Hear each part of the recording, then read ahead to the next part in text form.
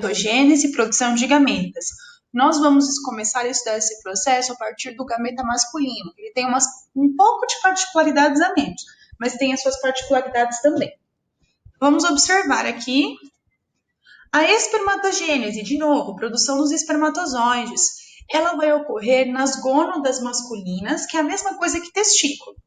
No testículo, vão acontecer as seguintes fases: período germinativo, período de crescimento, maturação e período de diferenciação. Bom, dentro aqui da bolsa escrotal, a gente encontra o testículo, e estão vendo essa parte de cima do testículo é o que a gente chama de epidídimo. Tudo isso está sendo sustentado pela bolsa escrotal. O testículo está aqui dentro. Dentro do testículo, se a gente fizer um corte, a gente vai observar aqui o epidídimo e no testículo, região de septo, que é esse branquinho, e região de lóbulo, tá bom? Aqui a gente está fazendo um aumento dessa região. Aumentando essa região, nós vamos observar que existem aqui algumas células, ó, observem os nomes: espermatogônia, espermátide, espermatócito primário, pequenininho aqui, espermatócito secundário, aparecendo o espermatozoide, e o espermatozoide lá no meio. O que são essas células intersticiais? São células geralmente relacionadas à sustentação, alimentação dessas células reprodutoras aí, da espermatogônia, espermátide, espermatócito, etc. Começaremos pelo período germinativo. É importante a gente entender que esse período ele vai acontecer durante o desenvolvimento embrionário do menino. Lá dentro da barriga da mãe, na região dos testículos, que às vezes está, na maior parte das vezes, ainda está na região interna, tá bom, pessoal? Que o testículo ele desce depois de algum tempo no bebê, mas o testículo ele vai estar na cavidade abdominal. Nessa região é onde vai acontecer o processo da formação das espermatogônias. Percebam que a espermatogônia ela é diploide. Diploide de seres humanos são células que apresentam os cromossomos homólogos, tanto do pai quanto da mãe. Então, toda vez que eu observo 2N, quer dizer que eu tenho os dois cromossomos homólogos, eu tenho pares de cromossomos homólogos.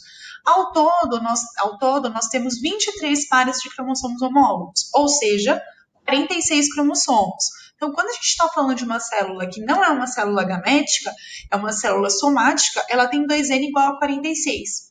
A espermatogônia, por mais que ela dê origem a uma célula que é o gameta, ela em si não é um gameta ainda. No processo de desenvolvimento embrionário, ela vai permanecer em dormência. Lembra que eu comentei com vocês sobre a G0, que são células com baixa divisão? A espermatogônia ela permanece em dormência. Na puberdade, essas espermatogônias elas vão se multiplicando por mitose todos os dias. Isso vai acontecer geralmente até o final da vida. Por isso que a gente fala que um homem ele tem a produção de espermatozoides a longo prazo na sua vida. Nesse processo, vamos ver de novo o período germinativo. Células germinativas, que eu comentei que são as espermatogônias. As espermatogônias crescem por mitose, então elas vão fazendo repetitivas mitoses, formando diversas espermatogônias que são 2N, beleza? A espermatogônia ela vai estar na parte mais externa, nos ductos seminíferos do testículo. Seguindo disso, a gente entra num período de crescimento. Ocorre a duplicação do material genético, que é a fase S, lembram? Que essa fase S envolve, que a intérfase vai envolver a duplicação desse material genético. Nesse momento de duplicação, as espermatogônias, elas viram espermatócitos primários ou espermatócitos 1. Cada um desses espermatócitos, eles vão fazer meiose. Vamos entender isso aí. Olha que legal, aqui a gente tem a espermatogônia e essa espermatogônia ela vai fazer meiose. Lembram que a meiose era uma divisão reducional? Se nós temos 2N igual a 46 cromossomos na espermatogônia, quando ela passa pela meiose, a gente vai dividir esse valor por 2. 2N igual a 46 dividido por 2 vai dar N igual a 23. Mas eu não entendi a diferença ainda entre 2N e N. 2N é quando a gente está considerando os cromossomos homólogos, que vem um do pai e vem um da mãe. Quando acontece a formação de gametas, é diferente. Na formação de gametas, você não tem um cromossomo que vem do pai e da mãe. Você tem ou o cromossomo da mãe ou o cromossomo do pai. Por isso que você tem um material genético reduzido à metade. Beleza? Então, na verdade, pessoal, esse espermatócito primário, ele vai ser formado ali pela, como eu falei, pela mitose, e esse espermatócito primário, ele vai sofrer o processo de meiose. Quando esse espermatócito primário sofrer o processo de meiose, ele vai se transformar em espermatócito secundário, que é o que a gente vai ver agora. O espermatócito primário, ele vai sofrer a meiose 1. Lembram o que a meiose 1 faz? A meiose 1, ela vai reduzir a metade dos cromossomos. Então, se na espermatogônia era 2N igual a 46, agora a gente tem N igual a 23 cromossomos. Nesse momento, as células lá na meiose 1, elas já reduziram a metade. Então, tinha 46, agora tem 23. Só que na meiose 1, a gente não pode esquecer que os cromossomos estão duplicados. Ou seja, esse espermatócito primário, ele precisa tirar essa duplicação e deixar os cromossomos na forma simples. Esse espermatócito primário, ele vai passar pela meiose 2. E o espermatócito que vai passar, o espermatócito 1, que vai passar pela meiose 2, ele vai formar o espermatócito 2, tá bom? Ao final desse espermatócito 2, a gente vai observar que vão ser formadas células filhas, que são chamadas de espermátides. Vamos ver aí de novo. A meiose, tá bom? Esse processo de meiose vai formar, meiose 1 forma espermatócito primário, meiose 2, espermatócitos, então aqui os espermatócitos secundários. Desculpa, pessoal, voltando, não, me confundi, perdão. Aqui a gente tem o espermatócito primário, tá? O espermatócito primário, ele ainda é 2N, ele vai sofrer meiose. Quando ele sofre a primeira meiose, ele forma o espermatócito 2. Então, na primeira meiose que o espermatócito primário sofre, ele vai produzir os espermatócitos secundários. Só que esses espermatócitos secundários, como eles fizeram meiose 1, eles ainda estão com os cromossomos duplicados. Por isso que está escrito aqui, ó, N cromossomos duplicados. Esses cromossomos duplicados, eles precisam deixar de estar duplicados. Então, eles vão passar pela meiose 2. Nesse processo de passagem do espermatócito secundário, fazendo meiose 2, tirando essa duplicação, são formadas as espermátides, tá bom? Então, a espermátide é o resultado final do período de maturação.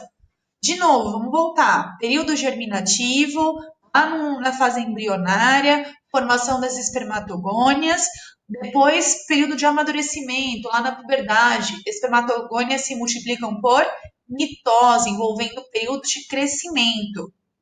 A espermatogônia, ela vai sofrer, a espermatogônia ela vai se multiplicar ali por mitose, formando o espermatócito primário, que ainda é 2N.